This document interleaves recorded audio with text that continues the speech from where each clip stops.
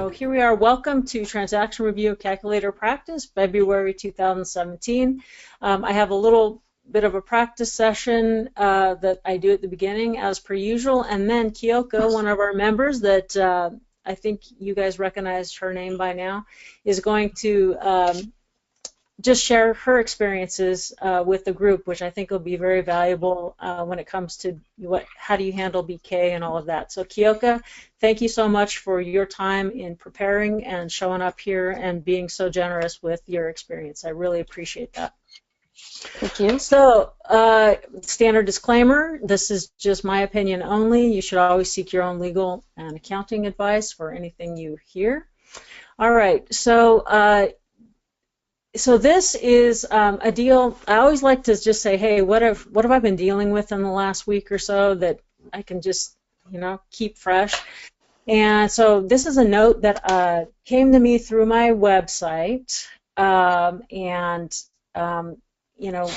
so this is just the story of how that went. And it doesn't look like I'm going to buy this note, but I think it's a great story.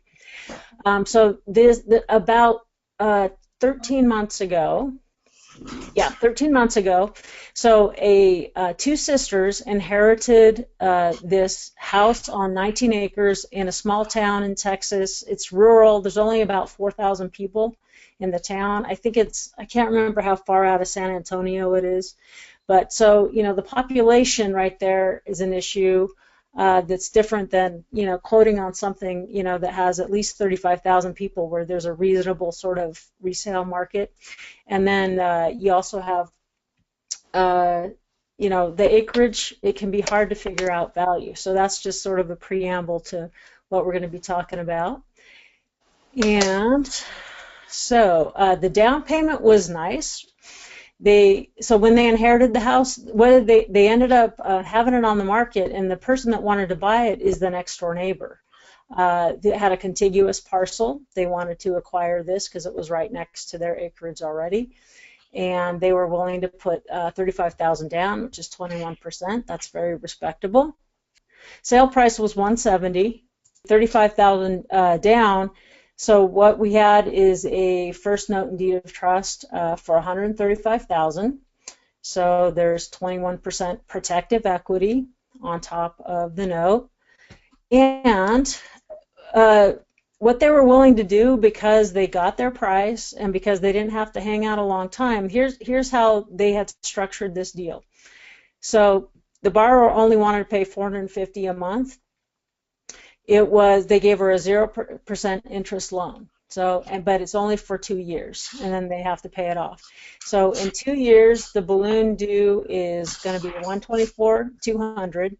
They've made 13 payments so far, so that leaves obviously 11. So as part of the practice, what I was going to do is just follow along here. And so let's just recreate this note, right? So we had $135,000 here, $450 payment, which we'll see is kind of a negative. Well, it's not negatively amortizing because it's a 0%, right? They got 0%. It would be a great deal if you were buying it, right? Especially if 170 was a good price, which I think it was. And 24 months. So now we're trying to solve for what's the future value. What will the balloon be if it goes full term? And obviously it's just knocking down principal every month. So basically, the first thing I do before I calculate yield, he's trying to sell it. There's only 11 months left to go before the balloon. And I guess what they had done is talk to both sisters. Didn't need cash in the beginning, but now both of them need cash for various reasons, so they don't want to wait even the extra 10 or 11 months. And they had asked about 2 or 3 months ago if the borrowers would just pay them off as a favor, and of course, there's really no motivation for them to do that because they have a nice 0% loan here, right? So, they didn't offer them a discount or anything like that, just asked them if they'd pay it off. They said no. We don't want to do that until we have to. So then they were shopping it around, and that's how I came on top contact with them. So basically, but before I even calculate yield, I'm going to go, if this, I'm assuming this is a fair market value of the property, maybe even a little less, because they didn't have to pay realtors, I don't think, in this transaction, so they probably knocked it down a little bit. So I'm going to just figure what's my maximum ITV, investment to value, because I want my safety, right? I want to be below here. I want lots of protective equity on top of me. So I already know, so I'm going to take the lower of my max ITV or the minimum yield that makes sense for me. So in this case, I just know that that's the most that I'm going to pay for this note, 110.5. So let's just see if the yield makes sense at that. So I know there's 11 payments left. Okay, so I know that the balloon is that I'm going to get 11 payments of this, and 11 months from now, I'm going to get that lump sum. So I'm solving for this. So that's where I get 17.5. And for this deal, considering I think that's great, that all works for me.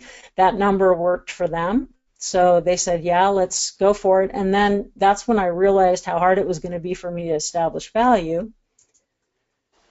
So and why was it so hard? Because the town is so I started has minimum people.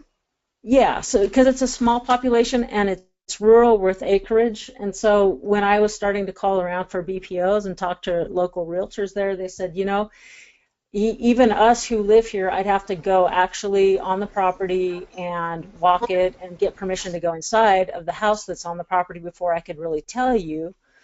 And I said, okay, well that means we're going to have to get permission from the owner, who's the borrower on the note. And in that case, I said, if they're going to cooperate, I just went, anyway, I'll get back to this later, but so I just realized it was going to be tough. And it doesn't mean I wouldn't do it. It's just that if they're going to have to cooperate anyway, it makes sense. Like if you were the borrower and you knew the note was going to be sold and someone had offered 110, you'd kind of want if you were the one owning the property, wouldn't you want the first right of refusal to have, to get that discount? So I just said, look, they're going to have to cooperate either way. Why don't you just go to them and see if they'll match what I'm willing to pay? Because if they will, then it's really a win for both sides. So the person who owns it gets to own the property, gets a discount on owning the property for paying it off just 11 months early.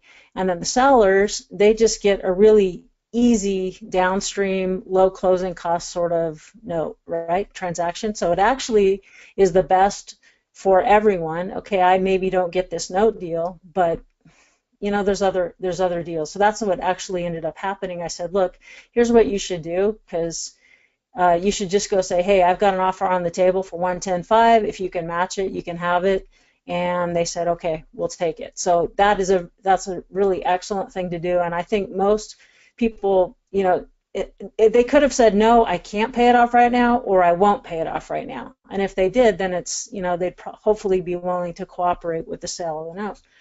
But I just think that borrowers and note holders should work together. It makes a lot of sense to help each other first, and then if that doesn't work, then go to someone else, go to a third party like myself or other note buyers. So anyhow, so even though that's a 17.5% yield, one of the things I wanted to bring up is it's that present. Is it worth my time to do it now? Because the yield, if you only go by yield, sometimes you could be led astray if you really want to do the deal. So I want to know, is it still going to be worth my time to do this if I buy it? So I'm going to go over here to this shift, go to amortization, and of course this spits out the whole note. You can see that based on the $450 payment and the yield that I bought it at, you can see that just the way the numbers work.